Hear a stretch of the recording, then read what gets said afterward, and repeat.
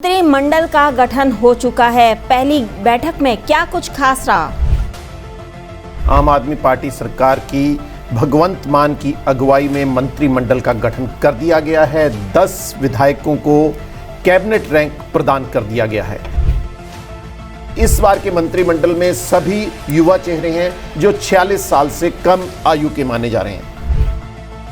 पंजाब में 25,000 नौकरियों को, सरकारी नौकरियों को हरी झंडी प्रदान कर दी गई है। दिल्ली एमसीडी चुनाव को लेकर सुप्रीम कोर्ट पहुंच गई है। भारतीय जनता पार्टी की सरकार ने दिल्ली में एमसीडी के चुनाव जो होने थे उनकी तारीखों को टाल दिया है।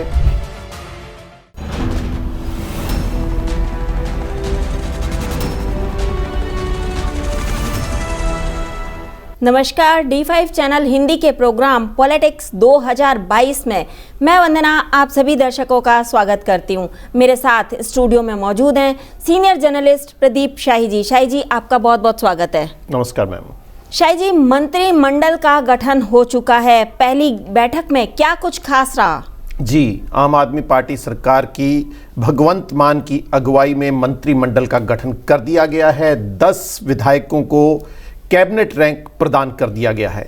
इनमें प्रमुख तौर से हैं दिड़बा से हरपाल चीमा, मालवा मानसा से हैं डॉक्टर विजय सिंगला, मलोट से हैं डॉक्टर बलजीत कौर, जंडियाला से हैं हरभजन सिंह, भोहा से हैं लाल चंद, बरनाला से हैं गुरमीत मीत हेयर, अजनाला से हैं कुलदीप सिंह धालीवाल, पट्टी से हैं लालजीत सिंह भुल्लर, होशियारपुर से हैं ब्रह्म शंकर जिम्पा, अनंतपुर साहब से हरजीत सिंह बैंस। ये 10 विधायक कैबिनेट रैंक पाकर मंत्री बन चुके हैं और इन मंत्रियों की भगवंत मान की अध्यक्षता में पहली कैबिनेट मीटिंग भी हुई, जिसमें एक बहुत बड़ा फैसला भी लिया गया। कैबिनेट मंत्री की पहली बैठक भगवंत मान मुख्यमंत्री की अगुवाई में संपन्न हुई, जिसमें एक बहुत बड़ा फैसला लिया गया। पंजाब में 25,000 नौकरियों को, सरकारी नौकरियों को हरी झंडी प्रदान कर दी गई है। ये सबसे बड़ा फैसला, भगवंत मान का पहला फैसला। और अब ये देखना होगा कि इन नौकरियों में किन किन विभागों में इन नौकरियों को विभाजित किया जाएगा, ये आने वाले समय में ही पता लगेगा। जी, अकाली दल ने अपनी पार्टी के विधायक नेता यानी कि स्पीकर को चुन लिया है। कौन है वो? जी मैम, विधायक कुलतार सिंह संधवा को स्पीकर बनाया गया है और मनजीत सिंह बिलासपुर को डिप्टी स्पीकर का ओहदा प्रदान कर दिया गया है। जी मैम। दिल्ली एमसीडी चुनाव को लेकर सुप्रीम कोर्ट पहुंच गई है। क्यों? केंद्र की भारतीय जनता पार्टी की सरकार ने दिल्ली में एमसीडी के चुनाव जो होने थे उनकी तारीखों को टाल दिया है। इसकी घोषणा चुनाव आयोग ने की है। चुनाव आयोग का कहना है कि केंद्र सरकार के निर्देश के बाद ये फैसला किया गया है और इस रुख को देखते हुए आम आदमी पार्टी की सरकार ने सुप्रीम कोर्ट का रुख किया है और उन्होंने मांग की है कि जो निर्धारित तारीखें शुरू में तय की गई थी उसी के अनुसार दिल्ली में एमसीडी के चुनाव करवाए जाने चाहिए। इस बार के मंत्रिमंडल की क्या खासियत है? जी, जो 10 विधायकों को कैबिनेट रैंक दिया गया है उनमें केवल 2 विधायक ऐसे हैं कि जो पिछली बार चुनाव जीते थे, हरपाल चीमा और गुरमीत मेत हेयर। यानी कि 2 मंत्रियों को ही कैबिनेट रैंक मिला है जो पिछली बार के चुनाव में विजेता रहे थे, जबकि 8 चेहरे बिल्कुल नए हैं। इन 8 चेहरों में भी एक खासियत यह है कि इनमें एक एडवोकेट भी है, एक इंजीनियर है, एक वकील भी है और 2 डॉक्टर भी शामिल हैं। यानी कि कुल मिलाकर कहा जा सकता है कि मंत्रिमंडल पढ़े लिखों का माना जा सकता है। इसके अलावा एक मंत्रिमंडल में खास बात यह भी रही है कि ये मंत्री सभी यंग हैं और इनकी औसत जो आयु निकाली जा रही है वो 46 साल पूरी है। जबकि अगर चन्नी मंत्रिमंडल की बात की जाए तो उस मंत्रिमंडल में जो एवरेज आयु थी वो 59 साल थी। यानी कि इस बार के मंत्रिमंडल में सभी युवा चेहरे हैं जो 46 साल से कम आयु के माने जा रहे हैं। और एक खास बात यह भी है कि 11 के 11 मंत्रिमंडल में भगवंत मान सहित 10 कैबिनेट मंत्रियों पर किसी भी तरह का कोई भी केस दर्ज नहीं है। यह सबसे खास बात है क्योंकि आमतौर पे जितने भी विधायक चुने जाते हैं या कईयों पर ऐसे अभी भी आपराधिक मामले दर्ज हैं, परंतु पहला मंत्रिमंडल ऐसा है कि जिसके ऊपर कोई भी केस दर्ज नहीं है।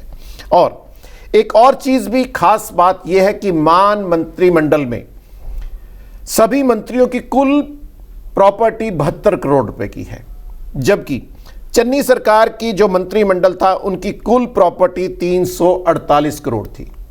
यह सबसे खास बात है कि सबसे कम इनकी आय है और एक मंत्री की आय लालचंद कटारूचक की महज 6 लाख रुपए है और गुरमीत मीत हेयर के पास 44 लाख की संपत्ति है। सबसे अधिक संपत्ति वाले जो मंत्री हैं वह हैं ब्रह्म शंकर जिम्पा, जिनकी कुल प्रॉपर्टी 8 करोड़ रुपए की है। जी मैम। यूपी में बीजेपी की सरकार का शपथ ग्रहण कब होगा और इसमें कौन कौन से मंत्री शामिल हो सकते हैं?